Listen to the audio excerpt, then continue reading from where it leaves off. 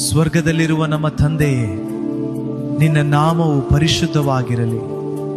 ಪ್ರಿಯರೇ, ಪ್ರಾರ್ಥನೆ ನಮ್ಮ ಅಗತ್ಯಗಳಿಂದ ಅಲ್ಲ, ದೇವರ ಮಹಿಮೆಯಿಂದ ಪ್ರಾರಂಭವಾಗಬೇಕು. ನಾವು ಹೇಳಬೇಕು, ತಂದೆಯೇ ನೀನು ಪರಿಶುದ್ಧನು, ನಿನ್ನ ನಾಮವೇ ಮಹಿಮೆ. ನಾವು ಸ್ತೋತ್ರ ಮಾಡುವಾಗ ಸ್ವರ್ಗದ ಬಾಗಿಲುಗಳು ತೆರೆಯಲ್ಪಡುತ್ತವೆ. ಇದನ್ನೇ ಕೀರ್ತನೆಗಾರನೇ ಹೇಳುತ್ತಾನೆ, ಕೃತಜ್ಞತೆಯಿಂದ ಆತನ ಬಾಗಿಲುಗಳಲ್ಲಿ ಪ್ರವೇಶಿಸಿರಿ. ಸ್ತುತಿ ಮಾಡುವಾಗ ದೇವರ ಸನ್ನಿಧಿ ಇಳಿಯುತ್ತದೆ. ಸ್ತುತಿ ಇಲ್ಲದ ಪ್ರಾರ್ಥನೆಗೆ ಶಕ್ತಿ ಕಡಿಮೆ. ಆದುದರಿಂದ ಮೊದಲು ದೇವರನ್ನ ಮಹಿಮೆ ಪಡಿಸೋಣ. ನಿನ್ನ ರಾಜ್ಯವು ಬರಲಿ, ನಿನ್ನ ಚಿತ್ತವು ಸ್ವರ್ಗದಲ್ಲಿ ನಡೆದಂತೆ ಭೂಮಿಯ ಮೇಲೆಯೂ ನಡೆಯಲಿ. ಪ್ರಿಯರೇ, ನಮ್ಮ ಯೋಜನೆ ಅಲ್ಲ, ದೇವರ ಯೋಜನೆ ನೆರವೇರಲಿ. ಪ್ರಭುವೇ, ನನ್ನ ಇಚ್ಛೆ ಅಲ್ಲ, ನಿನ್ನ ಚಿತ್ತವೇ ನಡೆಯಲಿ. ದೇವರ ಇಚ್ಛೆ ಯಾವುದು ಒಳ್ಳೆಯದು, ಮನೋಹರವಾದುದು, ಸಂಪೂರ್ಣವಾದುದೆಂಬುದನ್ನು ತಿಳ್ಕೊಳ್ಳಿರಿ.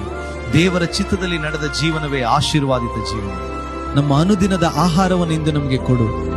ಈ ಆಹಾರ ಕೇವಲ ರೊಟ್ಟಿಯಲ್ಲ, ಇದು ಆತ್ಮಿಕ ಆಹಾರ, ದೇವರ ವಾಕ್ಯ. ಮನುಷ್ಯನು ರೊಟ್ಟಿಯಿಂದ ಮಾತ್ರ ಬದುಕುವುದಿಲ್ಲ, ದೇವರ ಬಾಯಿಂದ ಬರುವ ಪ್ರತಿಯೊಂದು ವಾಕ್ಯದಿಂದ ಬದುಕುವನು. ಪ್ರತಿದಿನ ವಾಕ್ಯ ಓದದ ಕ್ರೈಸ್ತನು ಆತ್ಮಿಕವಾಗಿ ದುರ್ಬಲವಾಗುತ್ತಾನೆ. ಪ್ರಭುವೇ, ಪ್ರತಿದಿನ ನಿನ್ನ ವಾಕ್ಯದಿಂದ ನಮ್ಮ ಆತ್ಮವನ್ನು ಪೋಷಿಸು. ನಮ್ಮನ್ನು ಪರೀಕ್ಷೆಗೆ ಒಳಪಡಿಸದೆ ದುಷ್ಟನಿಂದ ಬಿಡಿಸು. ಸೈತಾನನು ಆಕಸ್ಮಿಕ ರೋಗಗಳು, ಕುಟುಂಬ ಜಗಳಗಳು ಮತ್ತು ಆರ್ಥಿಕ ಸಂಕಷ್ಟದ ಮೂಲಕ ದಾಳಿ ಮಾಡ್ತಾನೆ. ಆದರೆ ಭರವಸೆಯಿಂದ ಮತ್ತು ನಂಬಿಕೆಯಿಂದ ಆತನನ್ನು ಎದುರಿಸಬಹುದು. ನಿಮ್ಮ ವಿರೋಧಿಯಾದ ಸೈತಾನನು ಗರ್ಜಿಸುವ ಸಿಂಹದಂತೆ ಯಾರನ್ನು ನುಂಗಲಿ ಎಂದು ಹುಡುಕ್ತಾನೆ. ಸೈತಾನನ ಕುಯುಕ್ತಿಗಳಿಗೆ ವಿರೋಧವಾಗಿ ನಿಲ್ಲಲು ದೇವರ ಸಂಪೂರ್ಣ ಆಯುಧವನ್ನು ಧರಿಸಿರಿ.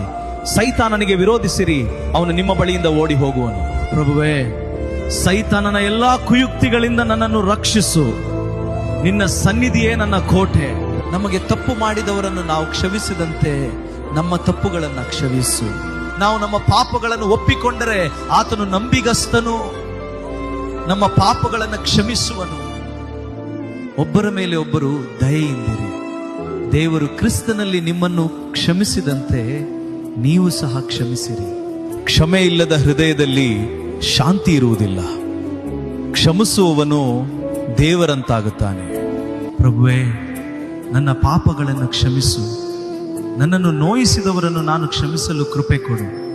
ಪ್ರಿಯರೇ, ಇಂದು ನಾವು ಕಲಿತದ್ದು ಮೊದಲು ಸ್ತುತಿ, ನಂತರ ದೇವರ ಚಿತ್ತ, ಅನುದಿನದ ವಾಕ್ಯ, ಪರೀಕ್ಷೆಯಿಂದ ಬಿಡುಗಡೆ, ಕ್ಷಮೆ. ಇದು ಕೇವಲ ಪ್ರಾರ್ಥನೆ ಅಲ್ಲ ಪ್ರಿಯರೇ, ಇದು ಜೀವಿಸುವ ಮಾರ್ಗ. ಪ್ರಭು ಯೇಸು ಕ್ರಿಸ್ತರು ತಾವೇ ನಡೆದು ತೋರಿಸಿಕೊಟ್ಟ ಮಾರ್ಗ. ರಾಜ್ಯವು, ಶಕ್ತಿಯು, ಮಹಿಮೆಯು ಸದಾಕಾಲ ನಿನಗೇ ಸಲ್ಲಲಿ. ಆಮೆನ್.